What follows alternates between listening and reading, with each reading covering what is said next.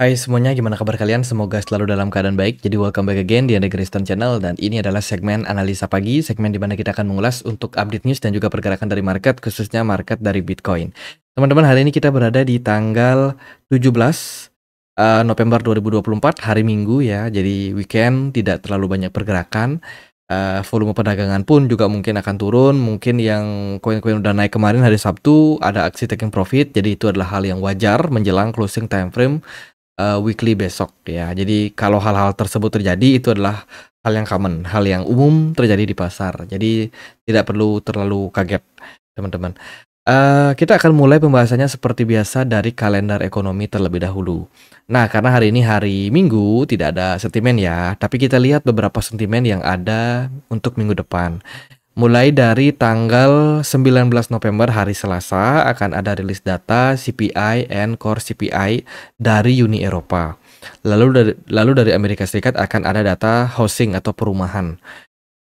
Terus di hari Rabu kita akan dapat sentimen tentang CPI dari Inggris.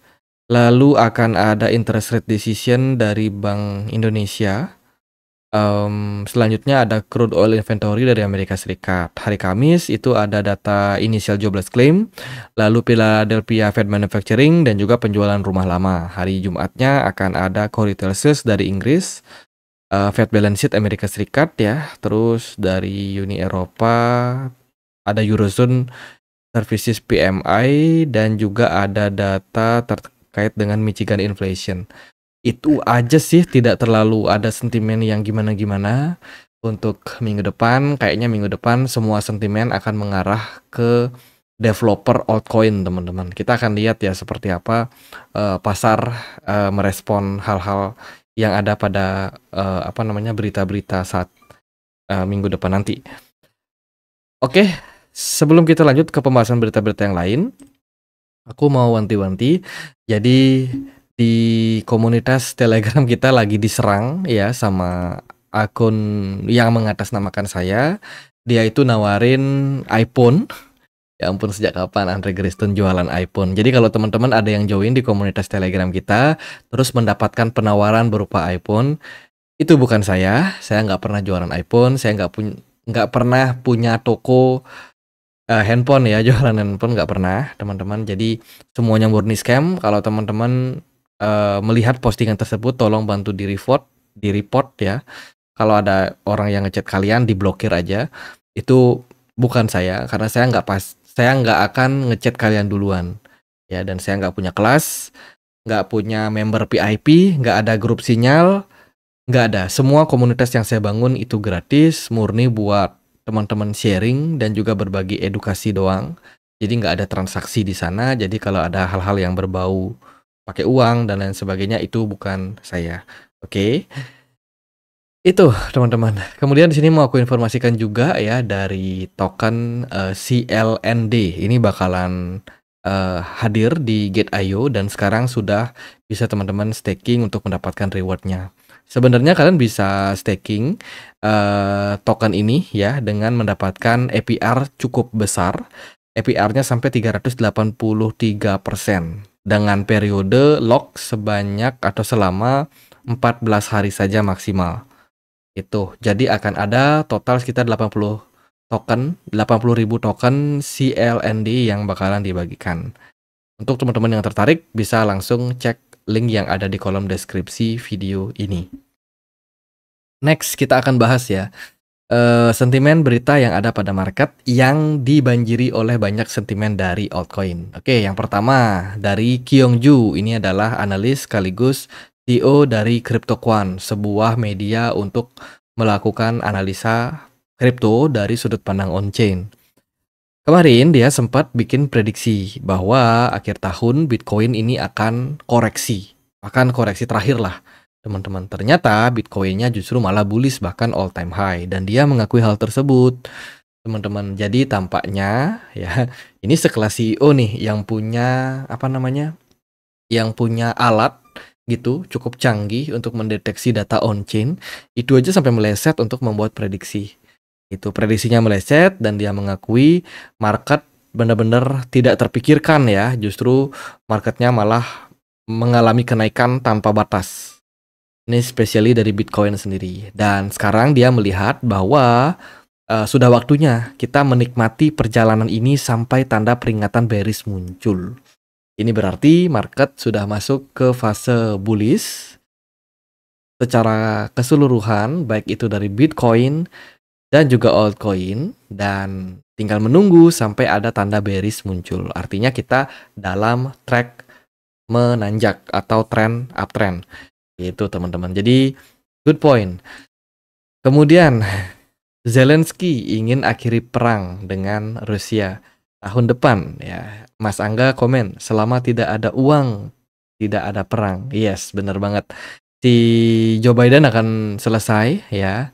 By the way, Joe Biden itu banyak sekali ngasih bantuan kemarin ya untuk menyuplai persenjataan, pasokan apa namanya, armada perang ya kan. Terus juga ada bantuan-bantuan perang lainnya itu untuk Ukraina ya, yang mana kabarnya Ukraina melakukan penyerangan di wilayah mereka sebenarnya karena dikhawatirkan Rusia mulai mengambil alih wilayah dari Ukraina tersebut. Nah, karena takut, Zelensky langsung melakukan serangan. Jadi ada serangan tuh dari Rusia, dari Ukraina, saling serang teman-teman. Dan akhirnya semakin kesini Donald Trump yang naik.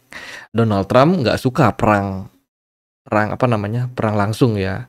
Perang pakai persenjata apian itu mereka nggak suka, teman-teman. Donald Trump seorang pebisnis, bisnisnya banyak, dan kalau ada perang itu berarti banyak bisnisnya yang nggak bisa profit ya, supply chain bermasalah dan lain sebagainya. Makanya Donald Trump nggak suka, dan sepertinya ketika Donald Trump terpilih, perang Ukraina sama Rusia otomatis juga akan bubar. Sepertinya begitu, karena tidak akan ada banyak bantuan lagi dari Amerika Serikat untuk Ukraina. Ya, perang berakhir, semoga ekonomi bisa damai. Tapi yang menjadi masalah adalah wanti-wanti nih, banyak negara-negara di Asia terkait dengan perang dagang. Ya, perang fisik mungkin selesai, tapi perang dagang kemungkinan akan lanjut. Gitu. Jadi berganti presiden, berganti kebijakan. Semoga perang berakhir sih, teman-teman. Kemudian spekulasi terkait dengan siapa namanya, Gary Gensler ya, yang bakalan mengundurkan diri katanya di akhir tahun ini. Ada yang bilang bulan November, ada yang bulan Desember. Tapi mengenai spekulasi tersebut, sebenarnya si Gary Gensler itu belum sama sekali memberikan pernyataan resmi terkait dengan isu bahwa dia akan resign, ya, akan mengundurkan diri. Dari banyak media mengatakan bahwa Gary Gensler sempat nih ngomong dengan para anggota SEC yang lain. Kalau katanya dia sangat apresiasi banget dengan kerjasamanya selama berapa tahun sih mereka menjabat. Nah itulah, selama Gary Gensler menjabat, katanya komunitasnya sangat solid di tengah isu kalau Donald Trump bakalan pecat si Gensler. Itu. Jadi sementara belum ada pernyataan resmi dari Gary Gensler terkait dengan hal tersebut ya. Apakah dia bakalan resign, apakah enggak. Tapi market sudah merespon positif, terutama XRP kemarin naik sampai $1, teman-teman. Akhirnya XRP bullish nih. XRP ini Ripple ya, itu udah lama banget kena kasus dengan SEC, bahkan nggak selesai-selesai. Dan akhirnya trennya bullish. Ya, congrats buat XRP, teman-teman. Itu dari berita pasar. Kemudian ya XRP udah naik ya, rally bahkan mencapai level tertingginya sejak 3 tahun terakhir di $1,2. Dan saat ini memang kondisi XRP sedang rally. Koin-koin yang ikut XRP ya XLM juga ikutan rally, teman-teman. Dan dilihat dari narasi, sentimen ya, untuk mengukur seperti apa narasi-narasi pada kripto, khususnya di XRP yang dia bikin analisanya itu bullish ya. XRP bullish, pembicaraan tentang XRP meningkat, dan sekarang udah waktunya nih XRP sepertinya create new all time high baru. Semoga dengan news dari si Gary Gensler yang bakalan mundur atau dipecat atau apalah, intinya dia berhenti, itu bisa menjadi sentimen yang bagus untuk bullish market kripto secara keseluruhan. Itu. Kemudian dari data app ART Terminal Analysis ya. ART Terminal Analysis itu menilai saat ini aktivitas dari banyak DEX atau Decentralized Exchange itu berfokus pada peningkatan beberapa jaringan. Ada Ethereum yang mendapatkan inflow terbanyak, Ethereum, Arbitrum, kemudian Base, setelah itu baru Solana, baru Polygon, Sui, dan kawan-kawannya. Jadi nampaknya jaringan dari Ethereum udah mulai menanjak ya setelah beberapa kali memang kalah dominasi dari Solana. Solana 3 bulan terakhir itu mendapatkan inflow yang sangat-sangat luar biasa bagus, teman-teman. Sementara Ethereum kayaknya udah mulai berusaha mengejar ya. Cuman masih belum bisa mengimbangi. Dan dilihat dari aktivitas saat ini, banyak memang yang melakukan transaksi di DEX. Tujuannya adalah ya untuk naikin market, teman-teman. Jadi saat ini kecenderungannya banyak player ya, banyak big fund yang melakukan pergerakan di DEX sehingga bisa menimbulkan impact anonim pada perdagangan mereka gitu. Jadi alih-alih menggunakan centralized exchange yang apa-apa ketahuan, mereka lebih kayak concern pada DEX. Ya, jadi saat ini aktivitas DEX meningkat dan mungkin akan memberikan impact yang bagus juga untuk pasar altcoin. Itu teman-teman. Kemudian terkait dengan isu US election, transaksi di beberapa platform itu masih dalam posisi yang tinggi ya. Ini Solana masih memimpin, kemudian ada Tron, ada BNB, ada Polygon, Ethereum, Arbitrum, dan Bitcoin. Oke, cukup ramai memang. Lalu ada berita dari Chainlink, kabarnya baru saja memperkenalkan kerangka kerja terbaru mereka yang namanya Chainlink Runtime Environment. Jadi ini diproyeksikan bakalan bisa menjadi salah satu bahasa pemrograman ya yang bakalan mendukung RWA, teman-teman, RWA, transaksi di dunia RWA. Gitu. Jadi ini bakalan sangat-sangat luar biasa bagus sih untuk perkembangan dari Chainlink ke depannya. Itu kemungkinan penggunaan dari project ya dari Chainlink ini bisa meningkat seiring dengan berjalannya waktu. Itu ini bisa menjadi salah satu daya pikat juga sih. Dengan diluncurkannya Chainlink Runtime Environment Network. Oke, itu. Kemudian dari berita yang lain datang dari kemungkinan tentang Solana ETF di 2025 dari VanEck. VanEck dikabarkan memang sudah meluncurkan proposal terkait dengan Solana ETF dan kayaknya dia udah mulai fatamorgana ya, pengen banget nih Solana ETF bisa cepat di-approve sama SEC, tapi kayaknya di tahun ini enggak ya, karena akan ada pergantian nanti ketua SEC dan lain sebagainya. Jadi kelihatannya VanEck udah nggak sabar. Tapi kalau kita lihat dari probability itu kemungkinan sih ETF dari Solana ini bakalan mendapatkan approval. Cuman timingnya kapan itu masih menunggu. Ya karena kalau kita lihat dari sebelum-sebelumnya kan Canary juga udah ngasih tuh beberapa proposal untuk SEC approve ya. Beberapa produk ETF dari altcoin gitu. Jadi yang paling kuat saat ini yang fundamentalnya bisa dipercaya yaitu Solana. Setelah Bitcoin ETF, Solana ETF. Setelah itu ya ada Bitcoin ETF, Ethereum ETF. Setelah itu ada Solana ETF. Kita tunggu aja. Semoga ini good point dan juga bullish untuk Solana. Kemudian update dari Artificial Super Intelligence Alliance atau ASI, teman-teman. Dikabarkan memang mereka gagal mendapatkan kerjasama atau merger dengan PAL ya, Project PAL, sehingga kemarin harga dari token FET itu mengalami penurunan. Kemudian apakah ini berarti FET AI tidak bisa kolaborasi dengan PAL? Di sini dikatakan bahwa kolaborasi akan tetap berlanjut. Itu, tapi tidak ada perubahan yang signifikan. Jadi intinya adalah sebelumnya FET AI sudah bekerja sama dengan Project PAL ya. Cuman kabarnya ada rumor kalau PAL ini juga akan merger sama ASI. Cuman akhirnya di cancel, nggak jadi. Tapi mereka akan tetap kerjasama dan melakukan kolaborasi seperti sebelumnya. Lalu juga ada pernyataan nih atau pertanyaan terkait dengan apakah FET ini akan berubah tickernya menjadi ASI. kata developernya sih sepertinya masih akan dipertahankan untuk saat ini.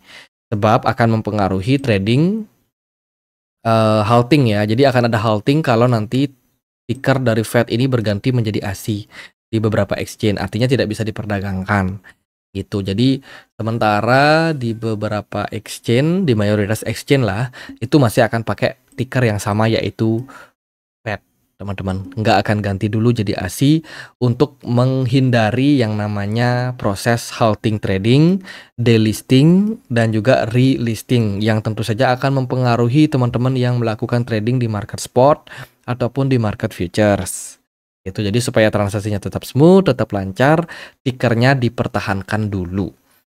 Terus akan ada mekanisme terkait dengan burning mechanism yang akan mereka lakukan karena ada banyak sekali token-token ya yang akhirnya tidak beredar di pasar ya, masih nanggung statusnya, sehingga mereka berencana untuk melakukan mekanisme deflation. Akan ada earn and burn mechanism ke depan. Cuman untuk detailnya belum ketahuan seperti apa. Itu. Terus roadmap, mereka juga akan fokus pada roadmap mereka ya untuk pengembangan project ASI ke depannya. Itu membawa kemajuan pada industri dunia kripto dan juga AI. Itu akan ada beberapa produk-produk unggulan kayak ASI Create, kemudian ASI Learn, yang mana lebih berfokus pada, dan juga ASI Train ya, yang mana berfokus pada peningkatan skill dari developer itu untuk pengembangan project AI yang bisa berguna untuk kehidupan. Itu kurang lebih update dari beberapa project ya teman-teman. Mengenai BTC Dominance akhirnya drop ya, kita sudah sempat bahas dua hari lalu, di video 2 hari lalu, tentang potensi BTC Dominance membuat dead cat bounce, dan akhirnya kemarin dia rontok 3%. Ini menyelamatkan muka banyak altcoin, khususnya koin-koin lawas. Banyak yang bilang koin-koin lawas naik bang, Litecoin, XRP ya kan, terus juga ada Cardano kemarin ngepump signifikan. Itu jadi semua happy, saya juga happy lihat banyak altcoin naik ya teman-teman, pelan-pelan bisa gain cuan lagi ya seperti kemarin-kemarin, dan saya rasa ini udah waktunya buat market mengalami tren kenaikan. Ada banyak sekali koin yang belum rally secara signifikan, bisa teman-teman pantau. Itu ada Litecoin secara long term belum terlalu naik ya. Litecoin bisa dipantau. Terus juga ada BNB masih so far masih sideways. Terus ada Solana juga masih bagus. Sorry guys.